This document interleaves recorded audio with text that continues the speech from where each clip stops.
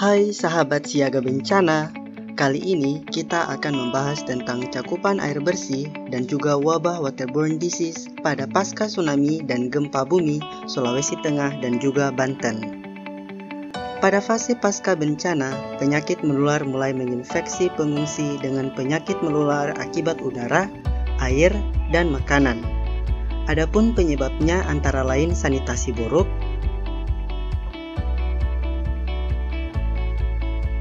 kesulitan air bersih, kondisi pengungsian yang padat, pengungsi tidur di luar ruangan, stres, dan membusuknya korban bencana. Oleh karena salah satu penyebabnya yakni ketersediaan air bersih, maka terlebih dahulu kita membahas mengenai cakupan air bersih di masing-masing tempat bencana alam tersebut. Pasca gempa dan tsunami Palu, para pengungsi mulai mengeluhkan sumber air bersih dan minum yang sangat terbatas dan juga langka. Padahal kebutuhan akan air bersih dan air minum sangatlah penting untuk kesehatan dan sanitasi masyarakat korban bencana.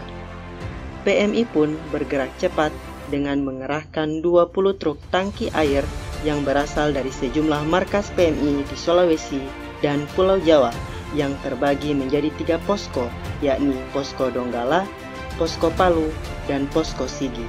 Selain itu, Menteri ESDM membuat 50 titik bor air bersih di sekitar wilayah terdampak gempa.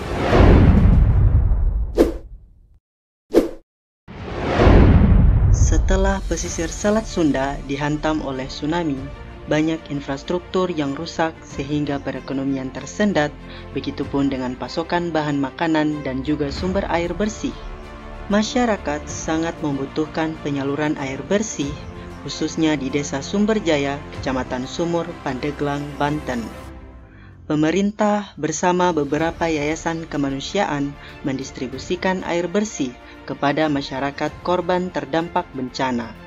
PMI juga melakukan pendistribusian air bersih dengan menggunakan tangki yang berkapasitas 5.000 liter, meski mengalami beberapa kendala seperti akses yang sangat sulit karena terdampak bencana tsunami. Namun, setelah pendistribusian air bersih untuk memenuhi kebutuhan dan sanitasi masyarakat, malah timbul masalah baru, yakni penyakit menular, khususnya penyakit waterborne disease di kedua kasus bencana alam tersebut. Penyakit yang sering muncul adalah penyakit diare dan beberapa penyakit menular lainnya.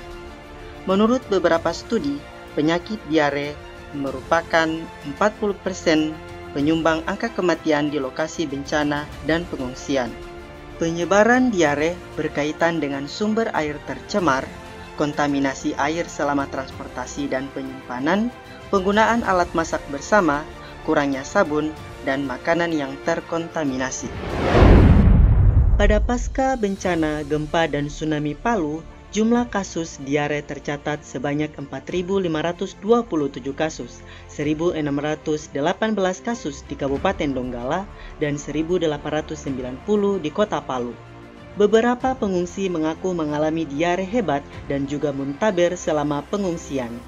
Hal ini karena kondisi toilet yang rusak karena kurangnya air untuk menyiram kotoran.